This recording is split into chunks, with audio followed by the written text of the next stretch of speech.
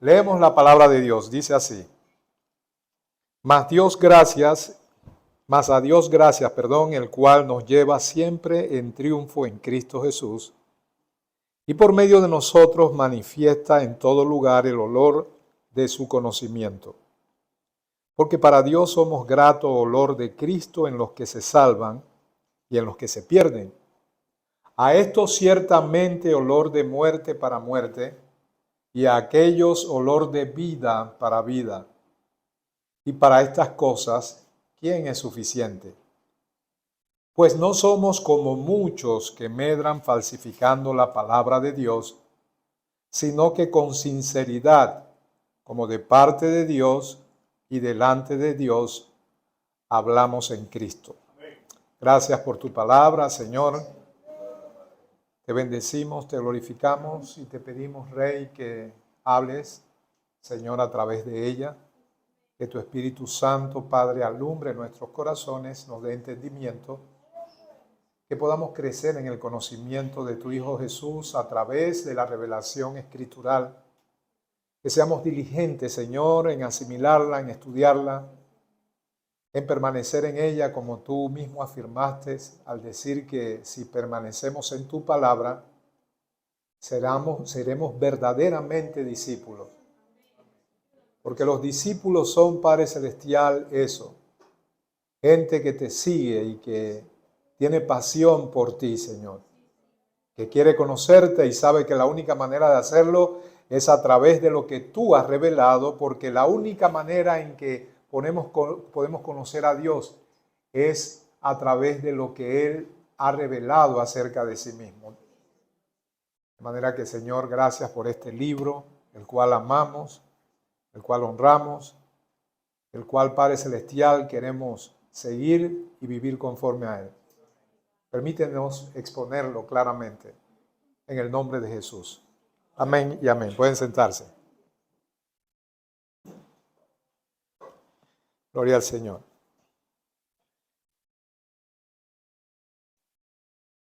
Esta es la segunda carta de los Corintios que Pablo les escribe, y hemos dicho en otras ocasiones la difícil tarea que tenía Pablo con los corintios.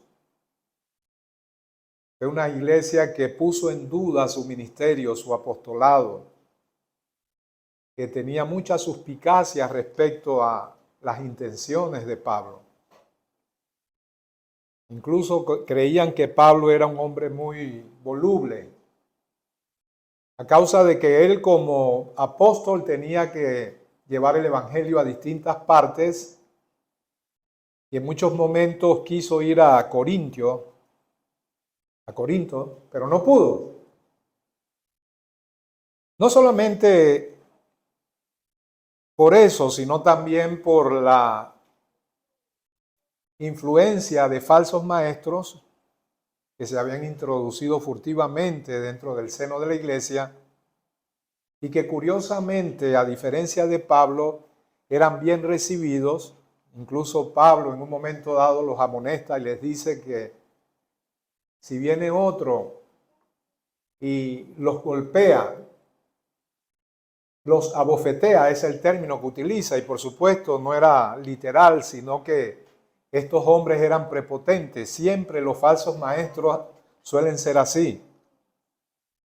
Y el trato que les daba a los corintios, muchos de estos falsos maestros, era algo que causaba extrañeza en el apóstol Pablo, porque él, siendo tierno, desviviéndose por la iglesia, era objeto de suspicacias, de dudas, al punto de que en un momento dado él se abstiene de recibir ayuda financiera de la iglesia de Corintio. Y pese al hecho de que él da una serie de argumentos teológicos para que la iglesia entienda que los ministros de Dios, los que predican el evangelio, deben ser sustentados por el evangelio. Y después que él, repito, da todos estos argumentos, por ejemplo, al decir que nadie planta una viña y no bebe del fruto de la vid, tampoco nadie es soldado a sus propias expensas.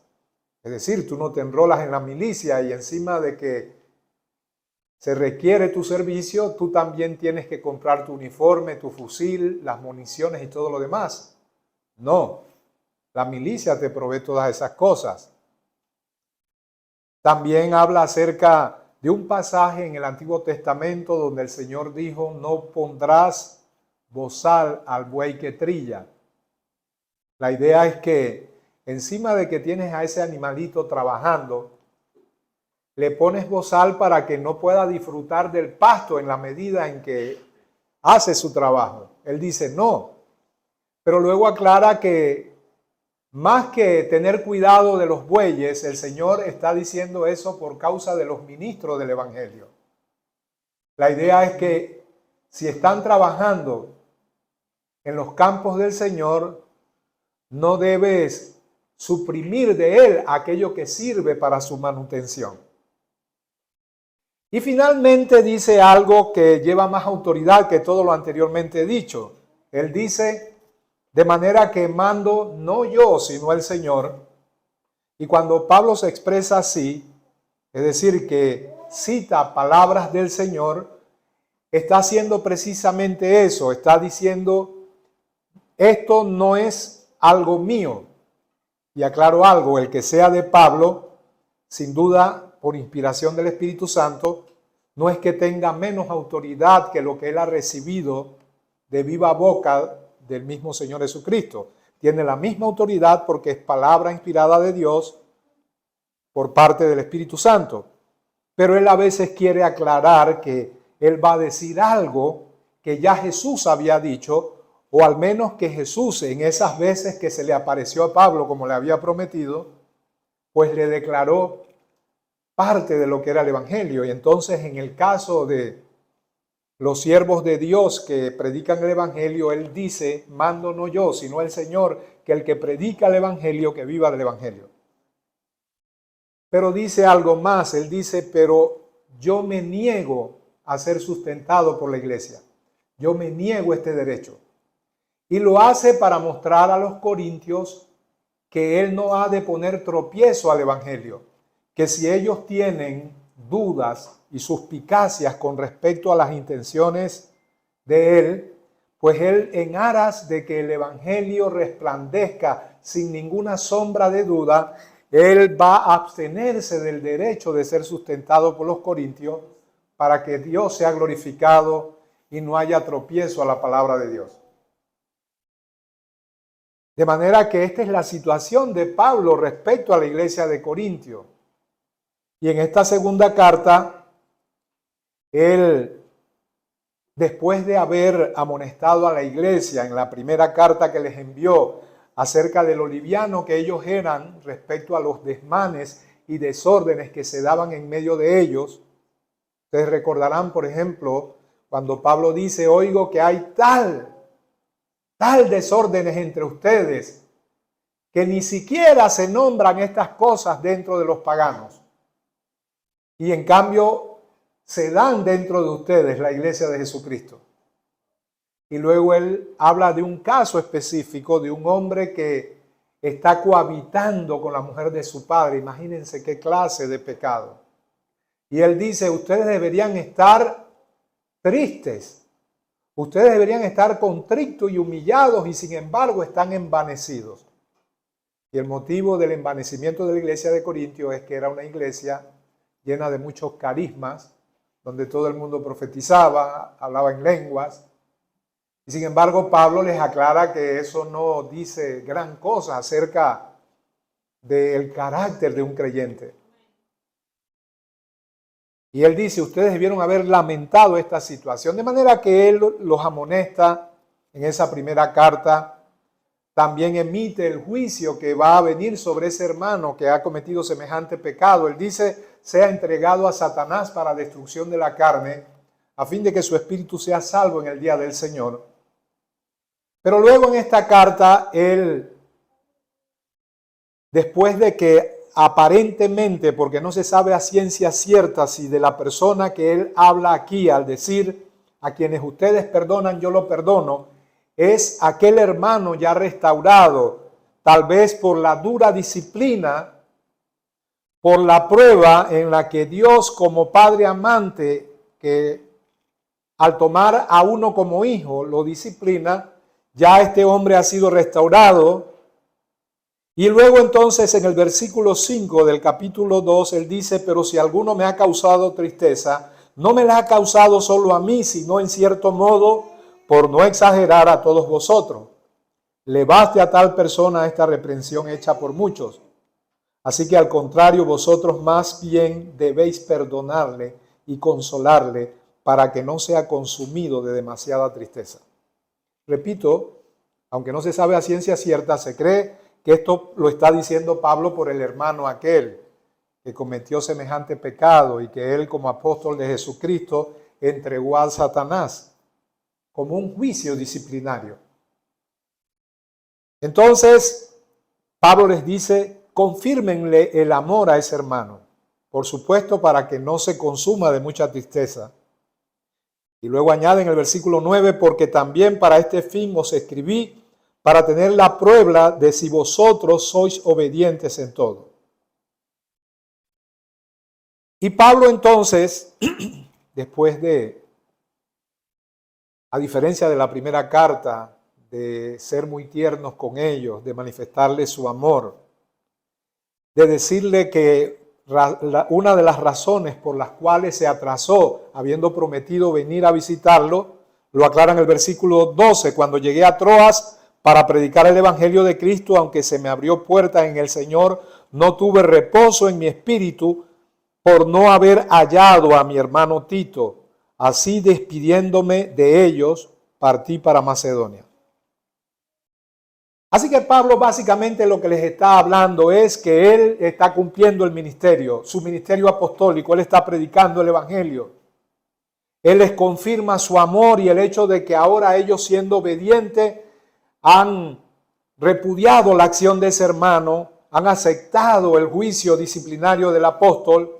Él les dice que lo perdonen y entonces, como un punto de inflexión en todo lo que ha dicho anteriormente en el versículo 14, que es con el que iniciamos nuestra lectura, él dice, mas a Dios gracia, el cual nos lleva siempre en triunfo en Cristo Jesús, y por medio de nosotros manifiesta en todo lugar el olor de su conocimiento.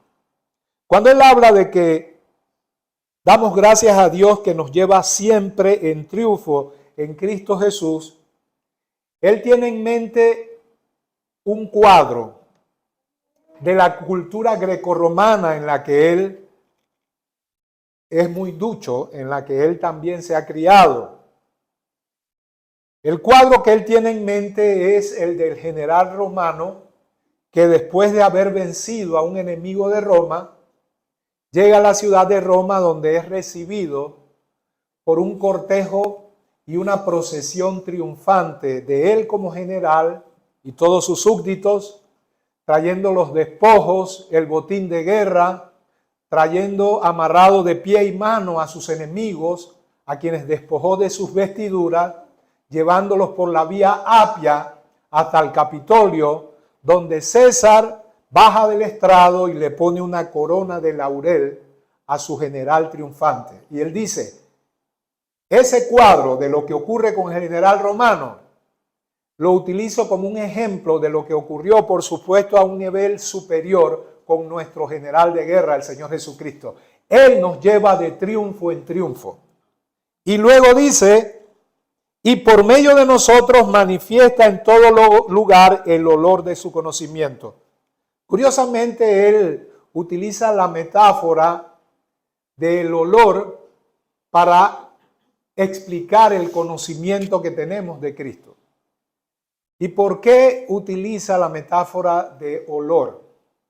Porque el conocimiento no es algo que meramente tenemos restringido en nuestra mente, sin que haya una evidencia de que ese conocimiento intelectual que tenemos sea un verdadero conocimiento espiritual que se evidencie por nuestras acciones, porque a diferencia de ese conocimiento restringido, meramente intelectual, como una data fría en nuestra mente, como una doctrina estéril, El verdadero conocimiento es como un olor que puede ser percibido por otros.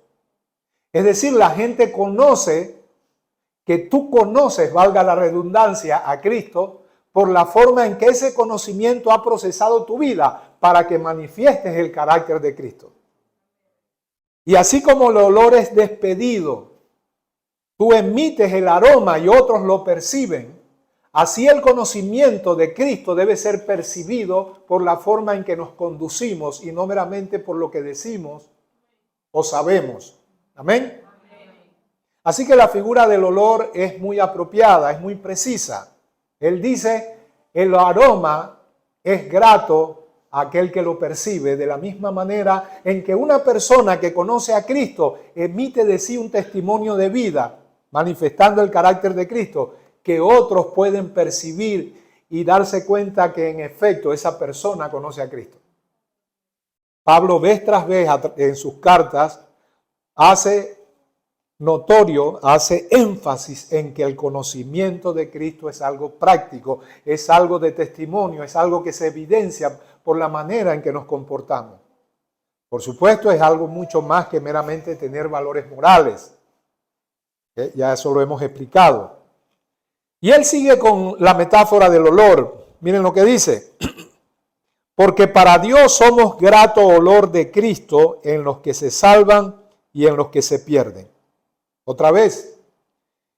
Y quiero ver algunos pasajes donde esto no es original de Pablo. La Biblia toda habla muchas veces de la vida espiritual manifestada en una persona piadosa en cuanto a su carácter a través de la metáfora del olor.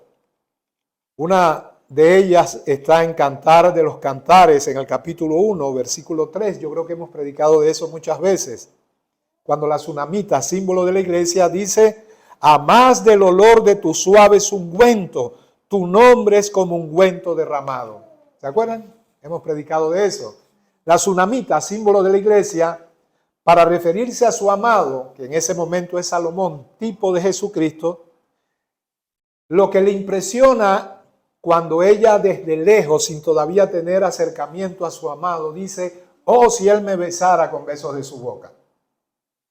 Hemos explicado que ese es el anhelo de una doncella enamorada de su galán. Pero como es una parábola poética, al aplicarla a la relación de Cristo y la iglesia, es el anhelo del creyente maduro que quiere una cercanía con su Señor. Porque ella anhela besos de su boca y que yo sepa, nadie se puede besar boca a boca a distancia. ¿Verdad? De manera que lo que se expresa aquí es un anhelo por un conocimiento profundo y un contacto cercano y fresco con nuestro Señor Jesucristo. Pero luego ella expresa algo también con respecto a su amado. Ella, por una parte, dice que sus amores son mejores que el vino. Y eso también lo explicamos en una ocasión. Lo repito ahora. Lo que está diciendo es que el vino, que dice la Biblia, alegra el corazón del hombre y es un tipo de cualquier cosa que cause felicidad, porque no podemos mentirnos a nosotros mismos, somos humanos y tenemos cosas en este mundo que nos deleitan, cosas que deleitan la carne, que son perniciosas e ilegítimas. El pecado es deleitoso. Lo que vivíamos en el mundo cuando andábamos en farra, cuando hacíamos cosas ilícitas, muchas de esas cosas son deleitosas, son como un vino que embriaga y causa felicidad carnal. Pero habían otras cosas legítimas, que no eran malas, que podríamos decir que estaban dentro de los límites morales de lo que es bueno, a diferencia de lo que es malo.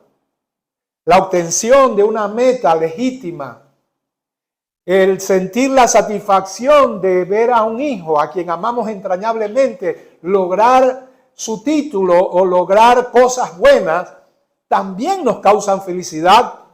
Así que el vino representa todo lo que este mundo embriaga de felicidad y de alegría al hombre, sea legítimo, pero ella dice, tus amores son mejores que el vino.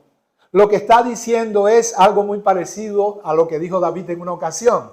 ¿A quién tengo yo en los cielos sino a ti? Fuera de ti, nada me deleita en esta tierra. No es que nada le deleite, porque a David muchas cosas le deleitaron. Lo que está diciendo es, hablando comparativamente, todo lo que en este mundo me causa deleite es menos que nada en comparación contigo. Amén. Mi deleite está en tu ley, mi deleite está en tu presencia. Y luego entonces ella hace referencia a algo que tiene que ver con lo que estamos tratando. Aparte de tus amores, aparte de la comunión con mi amado, no hay nada más deleitoso. Si usted es una persona madura, usted puede dar fe, a menos que se esfuerce a decir sí. No hay nada más deleitoso que la presencia de Dios. Muchas veces esto se vuelve un cliché.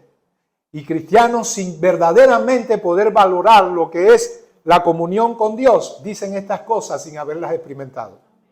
Pero el que así sea no significa que no es una realidad para muchos. No hay nada que supere en deleite y gozo. Un gozo que no es natural, que no es carnal, que es espiritual y que por lo tanto supera cualquier vino de este mundo que nos embriague. Pero ella dice, aparte de tu presencia, que es mejor que cualquier vino, entiéndase, mejor que cualquier cosa que cause felicidad, el olor de sus suaves ungüentos. Para que la tsunamita se acuerde del ungüento, el perfume, tiene que haber estado muy cerca de él, ¿verdad? A más del olor de sus suaves ungüentos, el rey me ha metido en sus cámaras. Quiere decir que después de tener amoríos con su Señor, ella recuerda, porque es parte de nuestra experiencia humana, ¿verdad? Sobre todo de aquellos que se han enamorado. Por favor, guarden el paralelo. Esto es una historia, en cierta forma una parábola poética y por lo tanto está llena no necesariamente de muchos detalles históricos, pero está basado en hechos históricos. Es decir, hubo una relación entre Salomón y una aldeana tsunamita. ¿Ok? Pero no se quede solamente en los hechos concretos de la historia, sino en la aplicación espiritual, para que no veamos solamente a Tsunamita y a Salomón, sino a ti y a Cristo. Entonces, en nuestra experiencia humana, cuando nos enamoramos, una de las cosas que dispara el recuerdo y por lo tanto estimula las emociones de amor son los olores. ¿O no le ha pasado que un olor le desató un recuerdo? Ay, yo recuerdo esto cuando los carnavales de las tablas. Entonces ella está haciendo referencia a algo que emana de aquel que es su amado. ¿Y cómo ella lo recuerda? Porque ha tenido contacto cercano con él.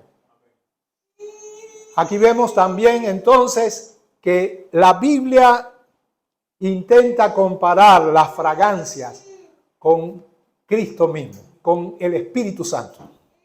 Ezequiel 20:41 dice, como aroma agradable os aceptaré cuando os haya sacado de entre los pueblos y os haya recogido. ¿Cómo dice? Como aroma agradable os aceptaré.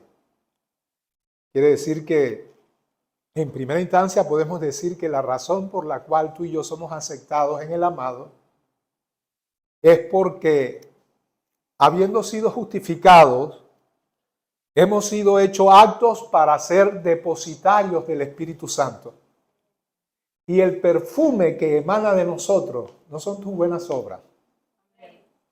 Es el Espíritu Santo, la nueva naturaleza que Dios ha hecho morar en ti y en mí.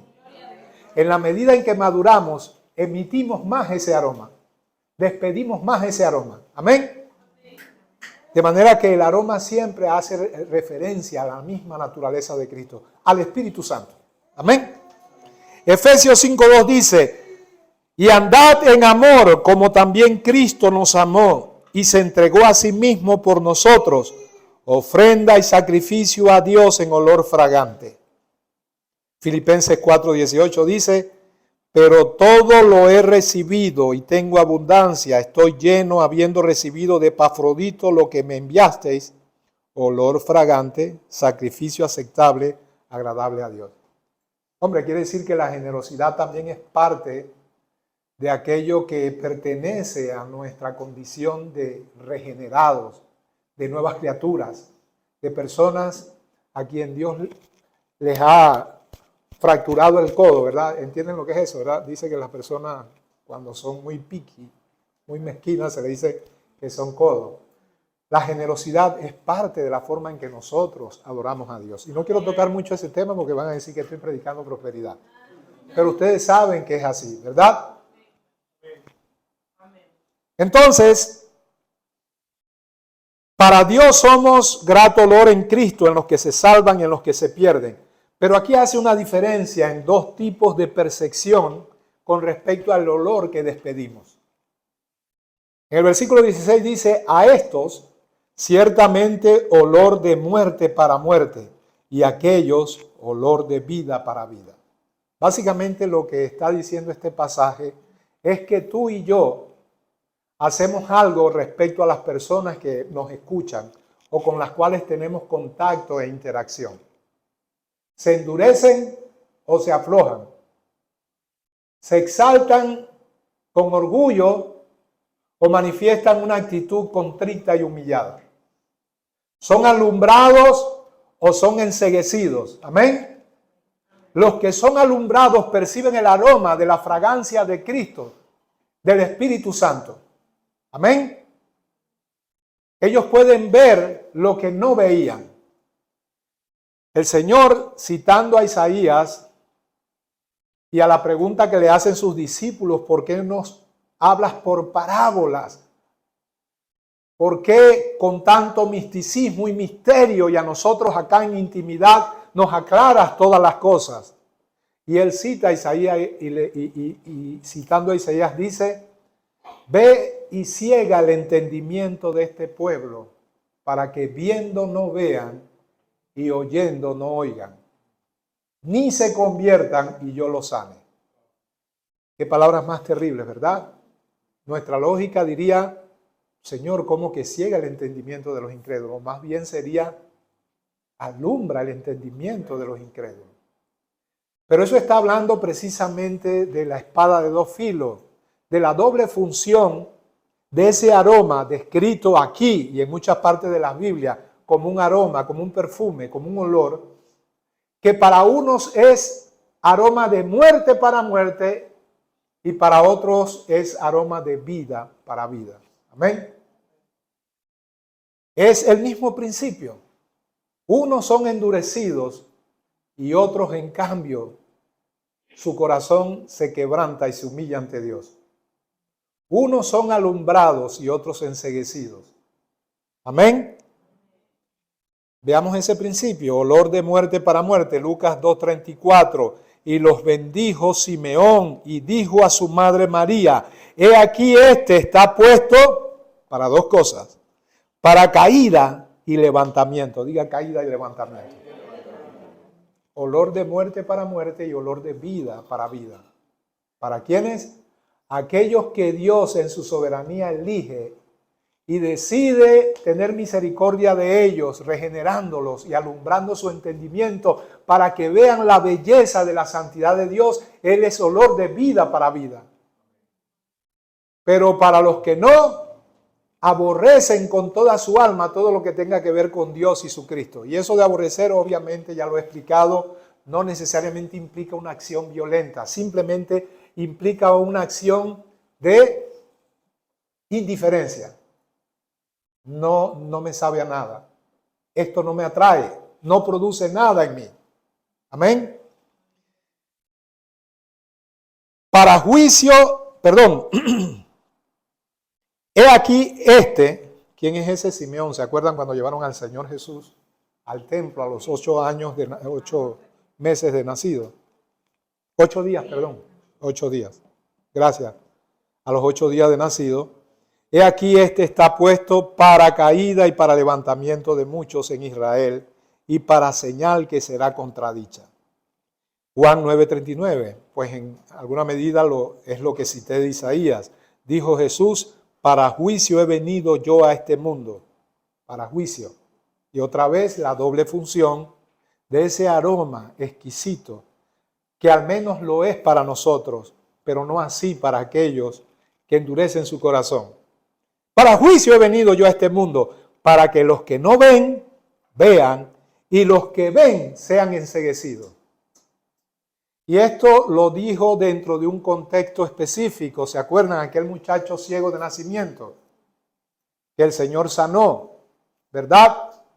Y eso formó un revolú dentro de los fariseos. Llamaron a los padres. Los padres sin duda tenían temor de ser excomulgados de la sinagoga.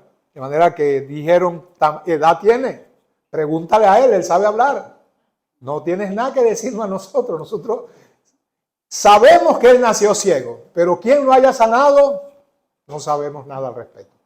Tenían cierta cautela porque sabían que estaba en juego su condición de miembros con todos los derechos de la sociedad judía y no querían ser excomulgados de la sinagoga, así que llaman al muchacho.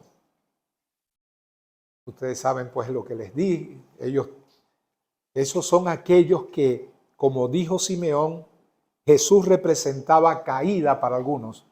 Y sin duda la casta religiosa fue de aquellos que más bien el olor de muerte para muerte, percibían a Jesús como su enemigo, rechazaron a Jesús, odiaron a Jesús, fue su más acérrimo enemigo y ese olor a muerte fue para la muerte de ellos. Amén. Entonces intentan que el muchacho se convenza de que este hombre es pecador y él, siendo un muchacho del vulgo y letrado, pero para mí fue objeto de la sabiduría del Espíritu Santo cuando les dijo, yo no sé si él es pecador o no. Lo que yo sí sé es que habiendo sido ciego, ahora veo. Y sabemos que ahí hay una doble referencia. Quizás él no estaba consciente de ello porque creo el Espíritu Santo lo utilizó y dentro de su sencillez y humildad puso en él palabras sabias. Pero aunque quizás él solo se estaba refiriendo a su ceguera física, podemos pensar que el Espíritu Santo nos estaba dando una lección, que luego Jesús utiliza eso para hablar ya no de ceguera física versus vista física, sino para hablar de ceguera y vista espiritual. Entonces él dice, yo no sé si él es pecador. Miren, saben que tal vez esta es la forma más sencilla y sabia de hacer defensa del Evangelio cuando te enfrentas a alguien que sabe más que tú, que tiene más letra menuda que tú. No intentes pelear en el terreno de él porque te van a hacer añicos. Amén. Ni pienses irresponsablemente que cuando el Señor dijo que no tenemos que procurar saber qué decir en aquella hora porque Él nos dará palabra, eso tiene un contexto específico que no es todo el tiempo. No te tires a la calle, ni te botes diciendo yo no leo la Biblia porque no me da mucha pereza, pero en el momento en que tenga que enfrentar a alguien, el Espíritu Santo me va a dar palabra, no te va a dar nada. ¿Ok? Él solamente puede alumbrar tu entendimiento sobre la base de tu diligencia en estudiar este libro. ¿Ok? Entonces, muchas veces podemos decirle a la gente que nos da muchos argumentos, que tal vez no tengas la preparación académica para rebatirlo. Tu testimonio muchas veces es un reflejo de la realidad de Cristo en tu vida. Quizás yo no sepa esto, quizás yo no sepa aquello. Una cosa sé, que habiendo sido ciego, ahora veo. Mi transformación es evidente. Por eso es que debe serlo. Amén. Cuando la transformación no es evidente, por eso yo siempre he dicho cuando hablábamos de Sansón, no existe consagración secreta. La verdadera consagración es evidente a todos. Y luego entonces Jesús es allí donde inserta estas palabras. Para juicio he venido yo a este mundo. Para juicio he venido yo a este mundo. Para que los que no ven, el muchacho ese, y no se estaba refiriendo tanto al que él fue sano de la ceguera física, sino que fue sano de la ceguera espiritual. Así que él es aquel que el Señor, viniendo como juicio a este mundo, vino a darle vista a un ciego, en todo sentido, física y espiritualmente. Pero dijo más, y para que los que no ven, vean. Para que los que no ven, vean, el muchacho, perdón. Y para que los que ven, sean cegados. ¿Quiénes eran esos? Los fariseos. Nosotros vemos, tenemos entendimiento, sabiduría, conocemos la Torá. Tenemos maestros, príncipes de la Torá aquí que la entienden a cabalidad, rabinos ancestrales que nos han enseñado. Nosotros vemos, entendemos claramente. Y el Señor dijo, para aquellos que como ustedes dicen que ven, sean enceguecidos para que no vean. ¿Ok? Y ellos no se quedaron con la puya, entendieron el mensaje. Y ripostaron, quiere decir que nosotros los justos, las personas buenas, somos ciegos. ¿Cuál fue la respuesta del Señor? Si fuera ciego, no habría ningún problema porque yo he venido para darle vista a los ciegos. El problema es que por cuanto decís, vemos, vuestra ceguera permanece. Y no se confunda, no hay ninguna contradicción. No es que veían, sino que pretendían hacerlo. Eran tan ciegos como todos los demás. Y cuando un ciego intenta guiar a otro, ambos caen en un hoyo. Y lo peor que hay es un ciego que se cree inteligente y que cree que ve. Amén. Ese es el caso de muchos falsos maestros y profetas que por todo lo que aparentan hacen que las multitudes crean que ellos tienen entendimiento cuando son más ciegos que aquellos a quienes pretenden alumbrar. Otro pasaje que habla de esta doble función, en este caso aquellos que son olor de muerte para muerte, 1 de Pedro 2, 7, 8 dice, para vosotros pues los que creéis, Él es precioso. ¿Para cuántos Jesús es precioso? Pero para los que no creen, la piedra que los edificadores desecharon ha venido a ser la cabeza del ángulo, piedra de tropiezo y roca que hace caer. Amén. Porque tropiezan en la palabra no siendo obedientes ni oidores de ella. Y ese fue el caso en su gran mayoría de la casta sacerdotal, de los fariseos, de los saduceos de Israel, los que se supone tenían la luz del conocimiento para guiar al pueblo de Israel, eran los más ciegos de todos. Amén. Y tropezaron en la roca de la cual Isaías dijo, yo pongo en Sión la principal piedra del ángulo, piedra escogida y preciosa, y todo el que cayere en él no será avergonzado, pero aquel sobre quien aquella roca cayere, la roca lo desmenuzará. Amén.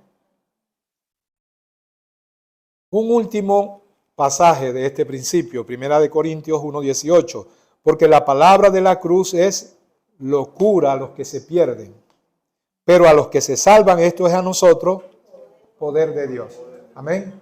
Miren, dos tipos de percepción, locura para uno, necedad para algunos, pérdida de tiempo de este poco de gente sacada de la Edad Media, retrógrados en cuanto a conocimiento. Para ellos, esto es necedad. Eso es lo que significa la palabra locura. Para nosotros, poder de Dios. Amén. Espero que así sea. Poder de Dios significa que tú lo percibes a Él de esa manera, como quien te está transformando, quien te está cambiando, quien está haciendo de ti alguien con mayor madurez y entendimiento espiritual. ¿Ok? Ahora bien, miren lo que sigue diciendo Pablo. Pues no somos como muchos que medran. Eso de medrar es prosperar, pero usufructuando de manera indebida. Él está diciendo, no somos como a muchos que prosperan económicamente, sobre todo los que predican el mensaje de la prosperidad. ¿Y cómo lo hacen? Yo voy a utilizar una palabra que no es la que está aquí, pero es básicamente lo mismo. Aquí dice, falsificando la palabra de Dios. ¿Ok? Vamos a utilizar un término quizás más moderno, siendo pragmáticos. Ellos medran, prosperan, son enriquecidos a través del pragmatismo de la palabra de Dios.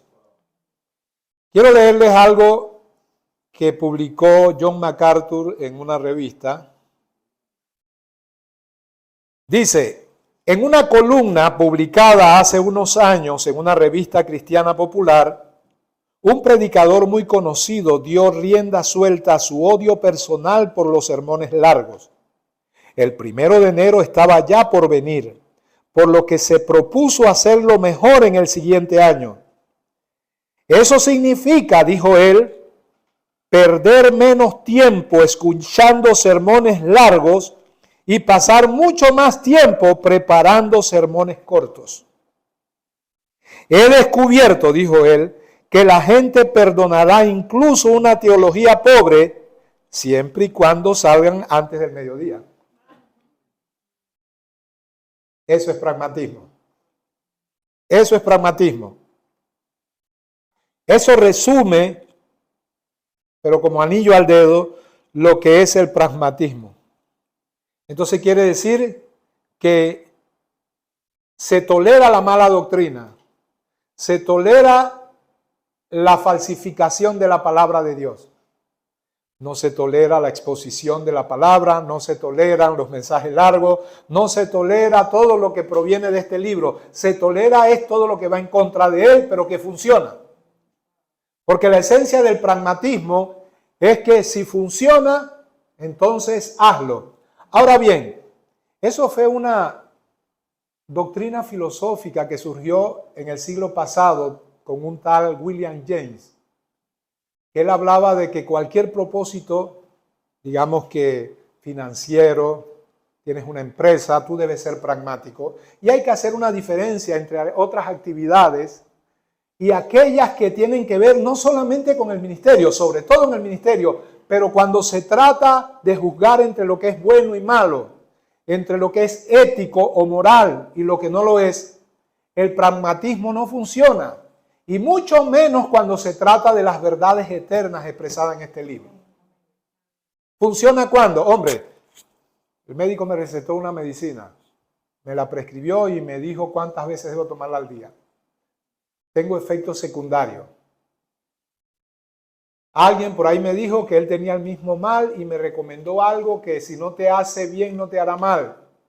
Decido tomarlo y efectivamente veo que mi salud mejora. Pragmatismo. ¿Qué yo hago tomando eso que el médico? No quiero saber de que esto es científico. Me está yendo bien con esto. ¿Amén? El carro tiene un ruido y alguien que tal vez no es un técnico, un mecánico avalado, tenía el mismo ruido en su carro y te da consejos de cómo mejorarlo y tú vas y atiendes eso y pragmático, funciona. Pero tú no puedes hacer eso con respecto a la palabra de Dios. Hacerlo con respecto a la palabra de Dios significa que tú vas a suprimir verdades solo porque ofenden a la gente, pero resulta que esas verdades son parte integral del Evangelio. Entonces no voy a hablar del infierno porque por una parte ofendo a las personas que en un momento dado visitan mi recinto y aparte de eso yo me avergüenzo de ello. Eso le pasó a Pedro, Gálatas capítulo 2. Porque yo resistí, dijo Pablo a Pedro, cara a cara, porque era de condenar. Porque cuando estaba con los gentiles, comía, reía, chisteaba con ellos. Pero cuando vinieron de Santiago, los de la circuncisión se retraía. Y en esa hipocresía fue arrastrado incluso Bernabé. Y lo resistí y le dije, ¿por qué tú siendo judío no vives como los judíos? Pero pretendes que los gentiles sean judaizados. Y él le dijo que eso era una hipocresía. O sea, ¿qué estaba pasando? Pedro tenía vergüenza porque su arraigo nacionalista judaico en ese momento pesó más que el evangelio y la libertad a la que fuimos llamados en ese evangelio. De manera que cuando vino la gente de parte de Santiago, los judaizantes, los de la circuncisión, perdón, entonces él se retraía porque sentía vergüenza de la verdad que había abrazado. Y Pablo no quiso pasar por alto eso, sino que le advirtió que él estaba siendo hipócrita.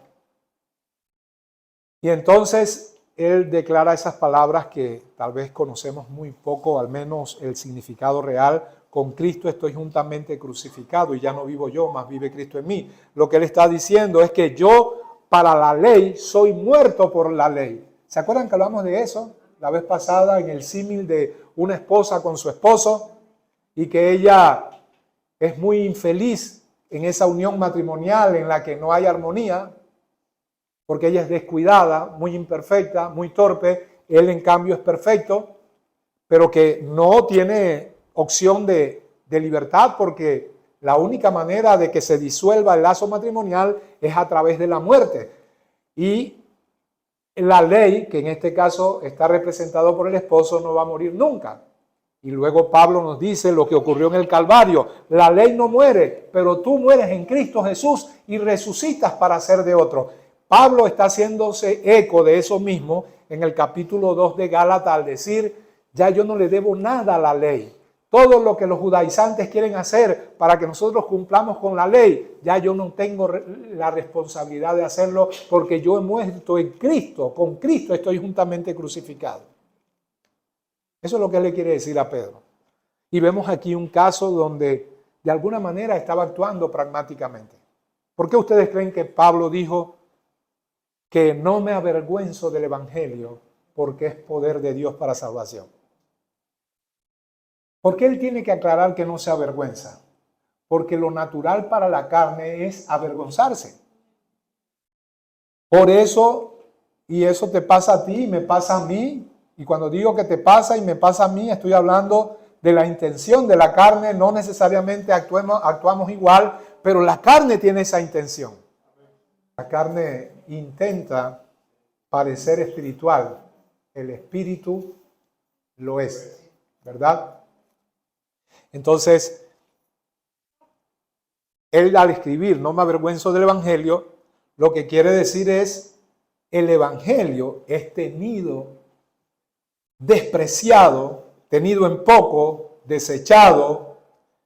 Los gentiles y los judíos lo ven como necedad, como locura, como algo que no es digno de prestarle atención. Ellos desprecian todo lo que hemos dado acerca del mensaje de que Jesús nació, vivió santamente, murió, fue sepultado y resucitó al tercer día para que todo el que crea en Él no se pierda, mas tenga vida eterna. Los judíos tropiezan con esa verdad porque no pueden entender cómo su Mesías sufrió la muerte más cruenta que implica maldición, pues está escrito, maldito todo aquel que es clavado en un madero. Y los romanos, para quienes el ser victorioso y triunfante es la meta que persiguen todos ellos, ¿cómo puede ser que uno que fue derrotado en la muerte más ignominiosa sea el Dios hecho carne? Pablo dice, no conocen las interioridades de este evangelio, que es necedad para ellos, y como es necedad para ellos, entonces la presión de grupo presiona sobre ti para que tú te sientas avergonzado, porque las personas muchas veces viven del que dirán, viven de lo que otros dicen. Y eso pasa en la iglesia. Amén. Entonces el pragmatismo es, podríamos decir, una forma de falsificar el evangelio. Significa que yo no voy a dirimir entre la verdad de Dios, no voy a aceptar la verdad de Dios tal cual como Él la revela, sino que voy a hacer uso de aquello que funciona a mis propósitos. Entonces, se cambia la verdad de Dios por la funcionalidad. No sé si me he hecho entender. ¿Qué funcionalidad? ¿A qué le llamamos funcional? Aquello que funciona para mis propósitos. Les hablé hace un momento de que si la medicina que me prescribió el médico no me sirve, pues la cambio y tomo el menjurje que me recomendó mi mamá, mi papá. Y si veo que me funciona, pues he de ser pragmático. Amén. Si se tratara de algún tipo de situación más compleja, tal vez no me arriesgue, aunque yo sí, su pastor se arriesga, pero tal vez no me arriesgue, porque no van a faltar gente que te va a decir, no seas loco, esto te va a desajustar esto y te va a desajustar aquella otra cosa. Pero en cosas tontas a veces somos pragmáticos, pero en las cosas del Señor no podemos serlo. Amén. Incluso la Biblia habla de que muchas veces tomar la actitud y la postura correcta bíblica va a tener resultados negativos hacia lo que tú persigues. Si yo le digo a las personas, vamos al Parque Urracá, ¿verdad? Y le decimos, Dios tiene un maravilloso propósito para tu vida. Dios te ama tal cual como eres. No tienes que hacer nada. Pues a la persona le puede gustar eso, ¿verdad? Y si de pronto venimos acá y lo que formamos es un rumbón muy parecido a las discotecas donde ellos van, quizás se sientan atraídos a permanecer acá. Es funcional para los propósitos humanos porque el propósito humano es levantar un pequeño imperio donde hay un pequeño emperador que persigue riqueza, fama y poder, y él necesita gente, es decir, súbditos para lograr aquello. Así que aquello le reditúa las cosas que él persigue. Pero eso no es funcional con respecto a la palabra de Dios, con respecto a los propósitos de Dios. Porque yo le estoy dando un evangelio que no salva y lo más probable es que esa persona nunca se haya encontrado con Jesús. Lo más probable es que esa persona llore ante las falencias de cosas que no ha obtenido como riquezas o metas o propósitos humanos, pero nunca llore por su pecado, característico de aquel que no ha nacido de nuevo. Entonces yo tengo un montón de inconversos llenando mis bancas porque ha hecho de la iglesia una suerte de redes de mercadeo en la que en lugar de darle doctrina para que crezcan en el conocimiento de nuestro Señor Jesucristo, en piedad, en estatura espiritual y en madurez, lo que creo es una sinergia humana de gente a quienes, entre comillas, empodero con un mensaje de liderazgo para que puedan alcanzar a otros, para que vengan ¿a qué? No a crecer ni a ser semejante a Cristo, sino a acrecentar el número de adeptos en una determinada iglesia que luego se convierte en una mega iglesia. Y esa es la terrible tragedia del mensaje de la prosperidad, que le da al ser humano lo que él quiere escuchar. Porque para todo oído que tiene comezón de oír cualquier cosa, nunca faltará un falso profeta que se lo rasque. Amén. Entonces Pablo dice, no somos como muchos que medran falsificando la palabra. Los corintios recibieron, repito, a falsos profetas. Mientras que al pobrecito Pablo lo tenían relegado. Primero no le daban. Y segundo, Pablo se negó, porque si sospechan de mis intenciones, el único que verdaderamente tenía buenas intenciones, el único que verdaderamente era un profeta. Pero si eso es lo que ustedes piensan de mí, yo me niego a ese derecho que tengo en Cristo Jesús, para que no sea vituperiada mi gloria, para que no se diga, él es alguien que está haciendo esto por el beneficio que pueda obtener. Yo quiero demostrarles que no es así, por lo tanto me niego, y si tengo que comer tierra, como tierra. Bueno, él no dijo eso, pero básicamente es lo mismo. Amén. ¿Cuántas veces? Miren, a mí me asombró alguien, ustedes saben que uno conoce, pues, no vamos a decir que compañeros en el ministerio, pero gente en el ministerio que uno conoce. Y luego yo recuerdo que me decía, mira, tú tienes que decirle a tu iglesia que tú necesitas un celular, que tú necesitas un seguro así, que tú necesitas una jubilación asá. ¡Wow! Ya yo estaba haciendo la lista para traérsela. Porque tú no puedes ser... ¡Wow! Y este es uno de los mejorcitos, no es alguien que talla, no es un cachito ni un maldonito.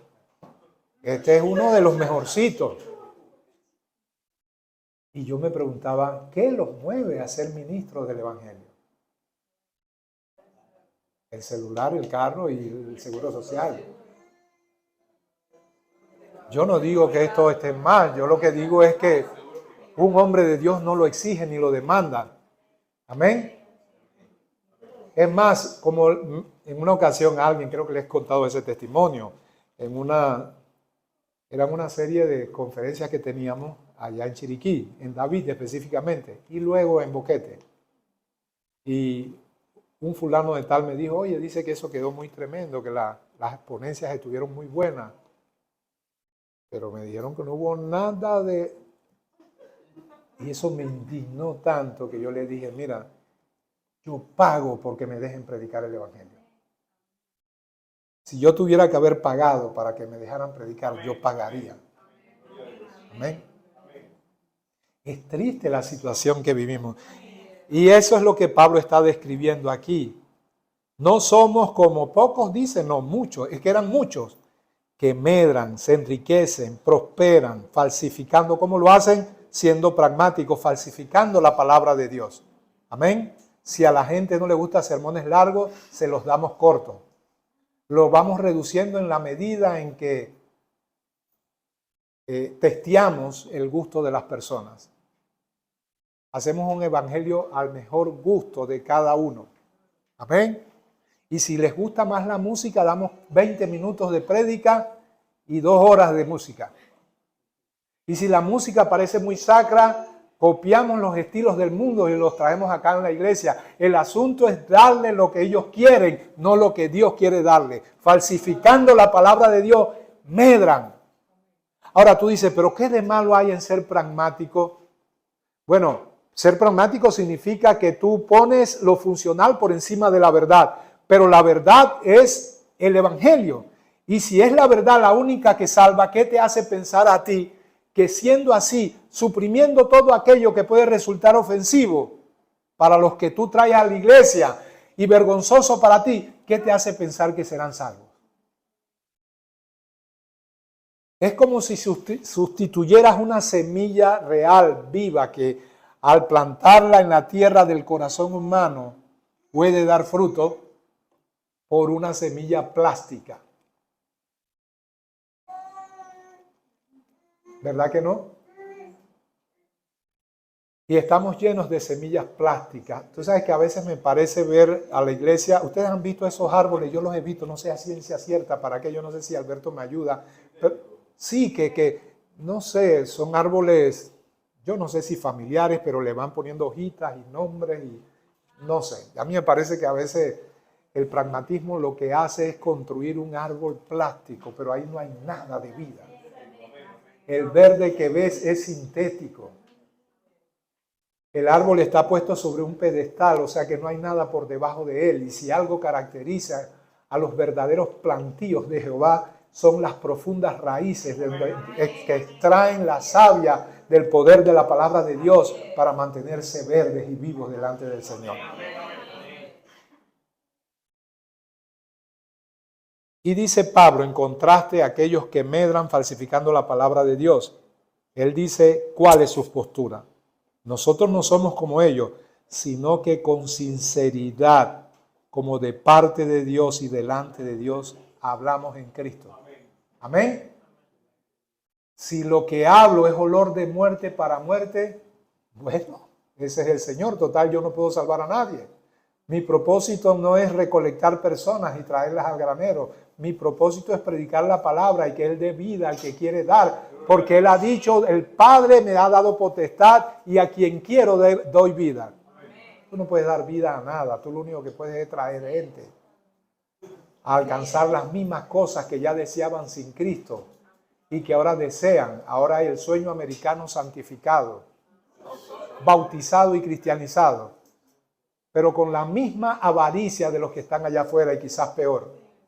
Porque si alguien dice no conocer a Dios y es avaro, bueno, en un sentido como que se entiende, pero alguien dice que es cristiano y es más avaro que los que están allá afuera, eso es condenable. Amén. Esa es peor corrupción que la de los diputados de nuestra asamblea, y eso es mucho que decir. Porque la mayor corrupción no está allá afuera, están muertos en delitos y pecados. No se puede esperar vida de lo que no tiene vida. Amén. Pero se supone que la iglesia tiene vida y que la iglesia se convierta en una higuera estéril, llena de frondoso follaje de religiosidad humana, sea legalista o sea libertina, pero religión humana al fin. Eso sí es una tragedia terrible. Eso sí es de lamentar. Amén.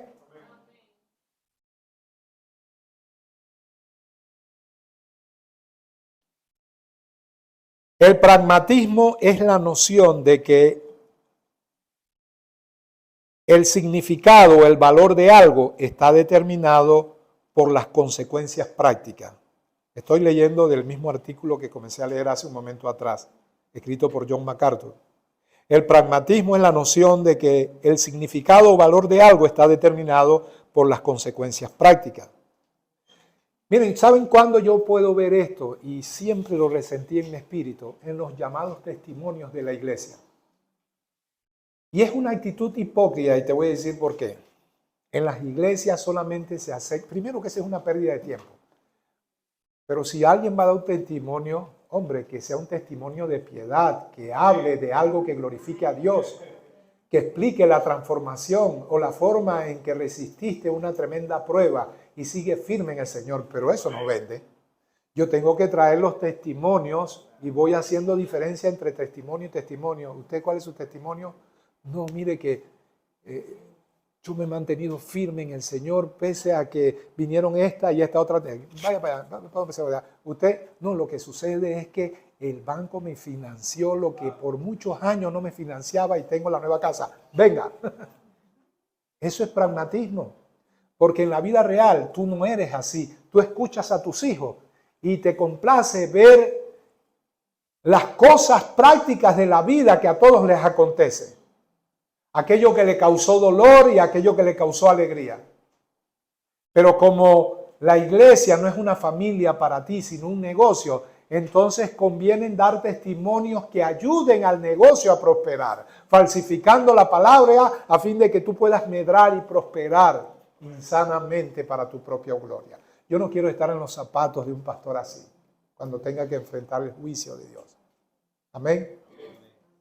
Han convertido la iglesia de Dios, que es descrita en Apocalipsis como una virgen pura que se atavía, se adorna para su marido Cristo, en una prostituta desvergonzada que se vende al mejor postor. Amén. Es muy semejante al utilitarismo, la creencia de que la utilidad es el estándar de lo que es bueno. Entendemos lo que es utilitarismo, ¿verdad? Aquello que rinde, que reditúa. Amén. Si yo vendo esto, no me interesa el valor intrínseco de esto. Lo que me interesa es si hay un mercado que lo compre. Digamos que dentro de lo que es la economía, tal cual como funciona, oferta y demanda, pues eso no es condenable. Pero ¿será que el evangelio lo podemos poner como un producto, un artículo o un servicio que lo que nos interesa es obtener ganancias de él? ¿O lo que nos interesa es la verdad? Si el mensaje que salva y que invita al arrepentimiento, aunque a la gente no le guste oír de arrepentimiento, si el mensaje que salva habla de la condenación eterna, disuadiéndote de que no vayas allá. Si el mensaje que salva le dice sí al homosexual y también al heterosexual, tu pecado te condenará un día si no aceptas a Jesús, y la gente no interesa ese mensaje, pues ¿qué me interesa a mí? Ese es el mensaje de Dios. Y tenemos que predicarlo con sinceridad. Y con esto termino. Porque me gusta que Pablo utiliza la palabra sinceridad y pudiéramos sustituirla por un sinónimo. No tan exacto, pero al fin de cuentas un sinónimo. Por honestidad. Porque hoy en día las personas no se acercan a este libro con honestidad. Honestidad significa que tú quieres ver lo que verdaderamente dice el libro y no lo que tú quieres que él diga. Amén. Satanás no confronta de manera franca para rebatir este libro. No. Su estrategia es reinterpretarlo para que diga algo distinto a la inspiración original y a la intención original. Y la iglesia está llena de falsificadores. La iglesia está llena de gente que no se acercan a este libro con honestidad. Cuando el mensaje de prosperidad, al menos de este lado del mundo, en Panamá, comenzó a hacerse fuerte a mediados de los 90, la gente comenzó a predicar cosas como que yo siempre resentí en mi espíritu. Ese poco de gente que dice que raíz de todos los males es el dinero. ¡Qué tonto! Raíz de todos los males no es el dinero, es el amor al dinero. Y yo decía, ¿por qué no te sacas del púlpito? ¿Por qué no te multiplicas por cero? ¿Por qué no te borras con liquid paper?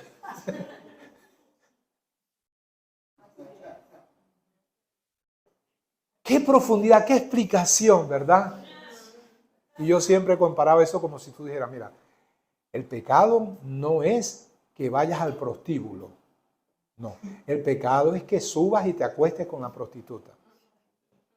A ver quién que va a ir allá no queda enredado con la prostituta. A ver quién que se acerca sin entender este libro y tener la piedad necesaria para circuncidar el corazón de la avaricia, no va a quedar enredado en ella. El que dice, yo no soy avaro, es el primer candidato a hacerlo. El que dice, Señor, yo soy potencialmente un pecador que puede cometer todos los pecados, ese va por la ruta. Contrito y humillado se llama esa ruta. Que al vaciarse de sí mismo, le da la oportunidad a Dios de que lo llene. Porque bienaventurados los pobres de espíritu. Eso significa los que dicen, estoy en bancarrota espiritual. No tengo recursos. No tengo mérito.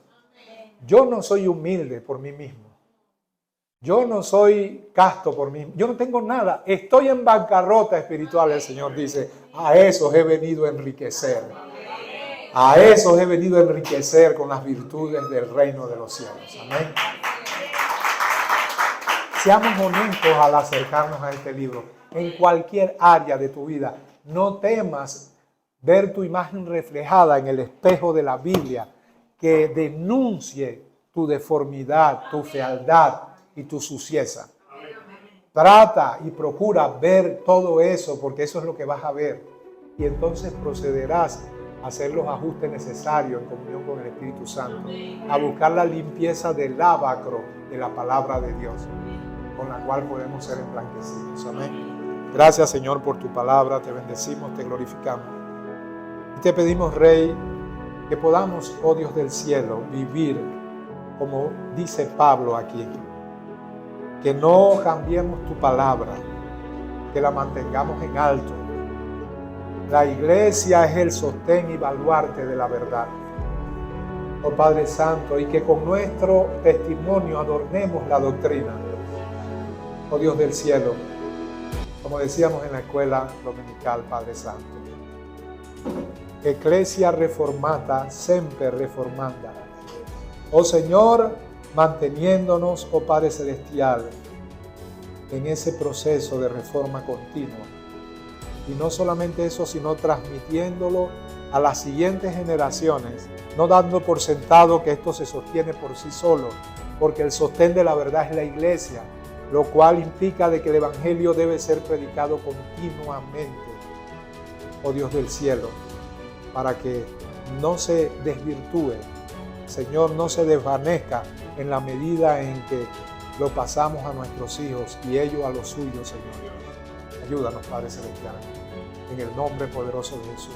Que como Pablo podamos decir, no somos como aquellos que medran falsificando la palabra de Dios, sino que con sinceridad de Dios nos acercamos a Él, predicamos tu palabra, Señor. En el nombre poderoso de Jesús.